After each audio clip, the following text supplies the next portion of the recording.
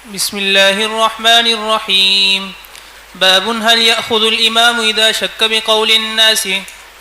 بالسند المتصل منكم إلى الإمام الهمام الحافظ الحجة أمير المؤمنين في الحديث أبي عبد الله محمد بن إسماعيل بن إبراهيم بن المغيرة بن بردزبة الجعفي البخاري رحمه الله تعالى ومتعنا بعلومه وفيوضه آمين.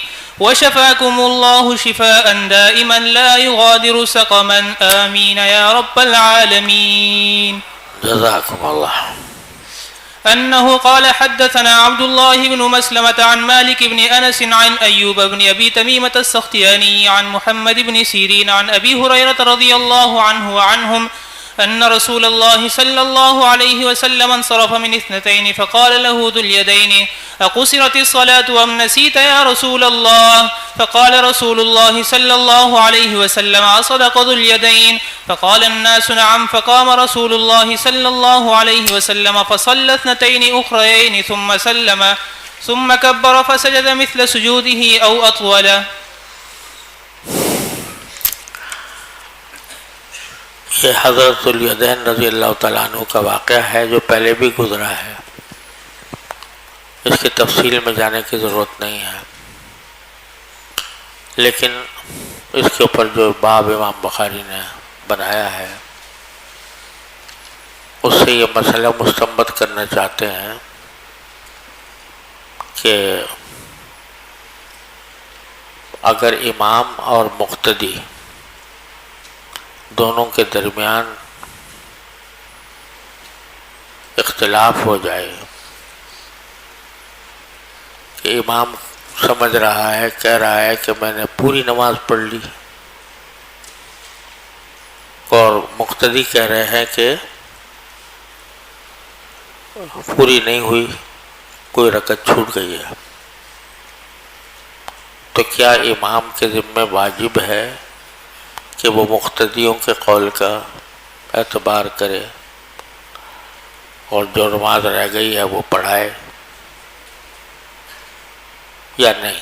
یہ ہے اصل بات کہ هل يأخذ الامام اذا شک بقول الناس. اس میں بھی فقہائے کرام کے اقوال مختلف ہیں. بعض فقہائے کرام نے یہ فرمایا ہے کہ اگر مقتدیوں کی اکثریت جو بھی کہہ رہی ہو امام کو اس کی پیروی کرنی چاہیے، چاہے امام یہ سمجھ رہا ہے کہ میری نماز پوری ہو گئی، لیکن مقتدیوں کی اکثریت کہتی ہے کہ پوری نہیں ہوئی،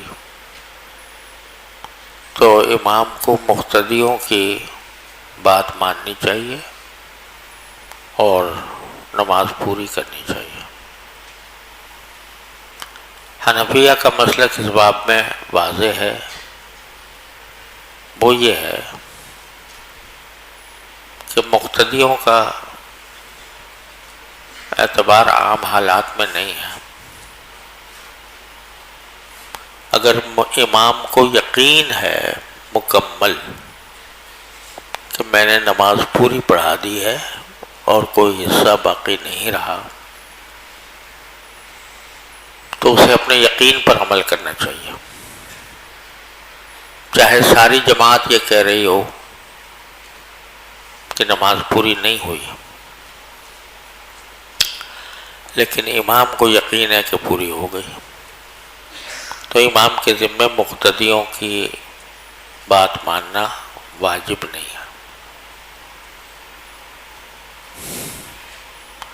الا یہ کہ مقتدیوں کے کہنے کی وجہ سے امام کو خود یاد آ جائے کہ ہاں مجھ سے کمی ہوئی ہے نماز میں، تو بے شک اس پر عمل کرے، لیکن جب تک خود یاد نہ آئے محض مقتدیوں کے کہنے سے وہ نہیں دہرائے گا.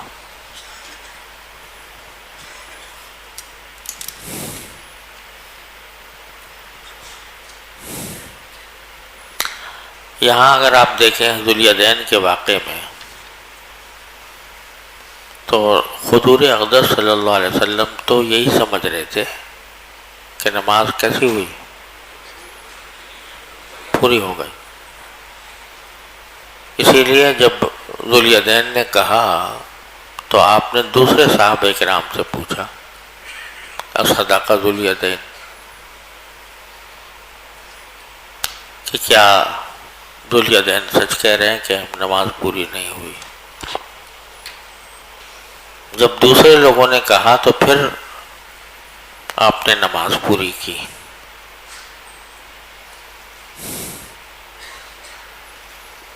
اس سے وہ حضرات بھی استدلال کرتے ہیں جو یہ کہتے ہیں کہ مقتدیوں کی اکثریت کا اعتبار ہے، کیونکہ ذوالیدین نے کہا اور پھر باقی لوگوں نے ان کی تصدیق کی، تو آپ نے اکثریت کا اعتبار کیا۔ لیکن جو لوگ کہتے ہیں کہ نہیں، اعتبار امام کی یقین کا ہے، تو وہ اس کی توجہ یہ کرتے ہیں کہ جب دوسرے لوگوں نے بھی کہہ دیا کہ نماز پوری نہیں ہوئی تو آپ کو خود یاد آ گیا، لہذا آپ نے نماز پوری کر لی۔ جی۔ وبه قال حدثنا أبو الوليد قال حدثنا شعبة عن سعد بن إبراهيم عن أبي سلمة عن أبي هريرة رضي الله عنه وعنهم قال صلى النبي صلى الله عليه وسلم الظهر ركعتين فقيل قد صليت ركعتين فصلى ركعتين ثم سلم ثم سجد سجدتين۔ باب إذا بكى الإمام في الصلاة۔ وقال عبد الله بن شداد سمعت نشيج عمر وأنا في آخر الصفوف يقرأ إنما أشكو بثي وحزني إلى الله الآية۔ یہ بتلا رہے ہیں کہ نماز میں رونا، اس کا حکم یہ ہے کہ اگر آدمی نماز میں کسی تکلیف کی وجہ سے روئے، کوئی زخم لگ گیا، کوئی بیماری ہو گئی، اس کی وجہ سے روئے تو نماز فاسد ہو جاتی ہے۔ لیکن اگر رقت ہے تلاوت کی وجہ سے، تلاوت کی طرف متوجہ ہونے کی وجہ سے، یا خشیت خداوندی کی وجہ سے، تو چاہے اس میں آواز کے ساتھ رونا ہو یا بغیر آواز کے ہو، دونوں صورتوں میں نماز فاسد نہیں ہوتی۔ چنانچہ عبداللہ بن شداد کہتے ہیں کہ میں نے حضرت عمر کی سسکیاں سنی، نشیج کا معنی رونے کی آواز، جبکہ میں آخری صف میں تھا، اور وہ یہ سورہ یوسف کی آیت تلاوت کر رہے تھے، انما اشکو بثی وحزنی الی اللہ۔ اس پر روئے اور رونے میں اتنی آواز سنی گئی کہ میں بالکل آخری صف میں تھا، وہاں پر بھی آپ کے رونے کی آواز آ رہی تھی۔ تو معلوم ہوا کہ اگر تلاوت قرآن کے دوران آدمی بلند آواز سے بھی روئے تو اس سے نماز فاسد نہیں ہوتی۔ جی۔ وبه قال حدثنا إسماعيل قال حدثني مالك بن أنس عن هشام بن عروة عن أبيه عن عائشة أم المؤمنين رضي الله عنها وعنهم أن رسول الله صلى الله عليه وسلم قال في مرضه مروا أبا بكر يصلي بالناس، قالت عائشة قلت له إن أبا بكر إذا قام في مقامك لم يسمع الناس من البكاء فمر عمر يصلي بالناس، فقال مروا أبا بكر فليصلي بالناس، فقالت عائشة فقلت لحفصة قولي له إن أبا بكر إذا قام في مقامك لم يسمع الناس من البكاء فمر عمر فليصلي للناس، ففعلت حفصة، فقال رسول الله صلى الله عليه وسلم مه إن كن لأنتن صواحب يوسف مروا أبا بكر فليصلي للناس، فقالت حفصة لعائشة ما كنت لأصيب منك خيرا۔ جی۔ باب تسوية الصفوف عند الإقامة وبعدها۔ وبه قال حدثنا أبو الوليد هشام بن عبد الملك قال حدثنا شعبة قال حدثني عمرو بن مرة قال سمعت سالم بن أبي الجعد قال سمعت النعمان بن بشير رضي الله عنه وعنهم يقول قال النبي صلى الله عليه وسلم لتسون صفوفكم أو ليخالفن الله بين وجوهكم۔ جی. وبه قال حدثنا أبو معمر قال حدثنا عبد الوارث عن عبد العزيز بن صهيب عن أنس رضي الله عنه وعنهم أن النبي صلى الله عليه وسلم قال أقيموا الصفوف فإني أراكم خلف ظهري. جی. باب إقبال الإمام على الناس عند تصفية الصفوف. وبه قال حدثنا أحمد بن أبي رجاء قال حدثنا معاوية بن عمرو قال حدثنا زائدة بن قدامة قال حدثنا حميد الطويل قال حدثنا أنس بن مالك رضي الله عنه وعنهم قال أقيمت الصلاة فأقبل علينا رسول الله صلى الله عليه وسلم بوجهه فقال أقيموا صفوفكم وتراصوا فإني أراكم من وراء ظهري. جی. باب الصف الأول. وبه قال حدثنا أبو عاصم عن مالك عن سمي عن أبي صالح عن أبي هريرة رضي الله عنه وعنهم قال النبي صلى الله عليه وسلم الشهداء الغرق والمبطون والمطعون والهدم. جی. وقال لو يعلمون ما في التهجير لاستبقوا إليه ولو يعلمون ما في العتمة والصبح لأتوهما ولو حبوا ولو يعلمون ما في الصف المقدم لاستهموا. بسم الله الرحمن الرحيم. باب إقامة الصف من تمام الصلاة. وبه قال حدثنا عبد الله بن محمد قال حدثنا عبد الرزاق قال أخبرنا معمر عن حمام عن أبي هريرة رضي الله عنه عن النبي صلى الله عليه وسلم قال إنما جعل الإمام ليتم به فلا تختلفوا عليه فإذا ركع فاركعوا وإذا قال سمع الله لمن حمده فقولوا ربنا لك الحمد وإذا سجد فاسجدوا وإذا صلى جالسا فصلوا جلوسا أجمعون. وأقيموا الصف في الصلاة فإن إقامة الصف من حسن الصلاة. وبه قال حدثنا أبو الوليد قال حدثنا شعبة عن قتادة عن أنس رضي الله عنه عن النبي صلى الله عليه وسلم قال سووا صفوفكم فإن تسوية الصفوف من إقامة الصلاة. جی. بسم الله الرحمن الرحيم. باب اسم من لم يتم صفوفه.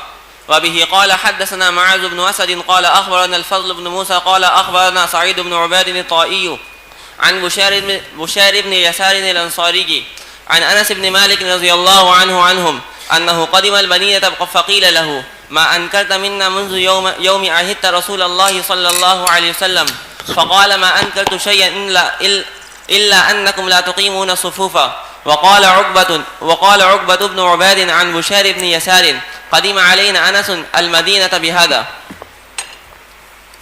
جی. باب إلزاق المنكب بالمنكب والقدم بالقدم في الصف. وقال النعمان بن بشير رضي الله عنهما رأيت الرجل منا يلزق كعبه بكعب صاحبه. وبه قال بتلا رہے ہیں کہ نماز کی جب صف باندھی جائے تو کندھے کے مقابلے میں کندھے ہونے چاہیے اور ٹخنوں کے مقابلے میں ٹخنے ہونے چاہیے.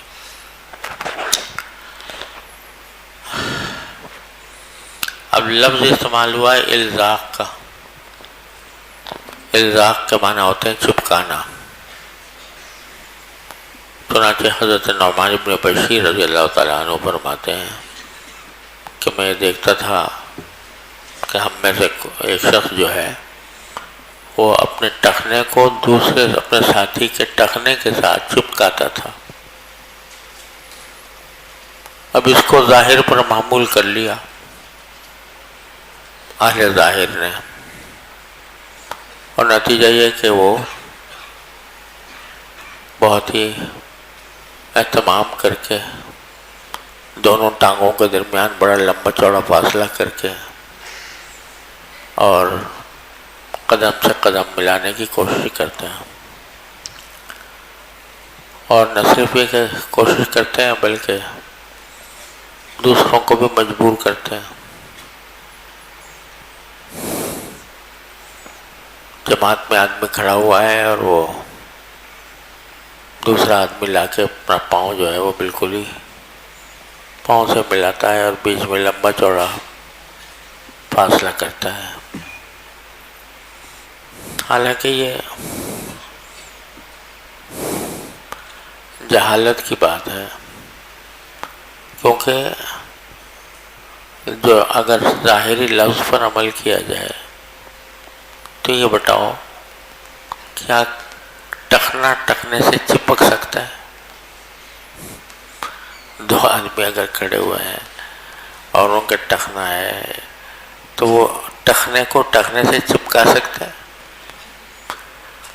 عمل تو یہ عملاً ممکن ہی نہیں ہے۔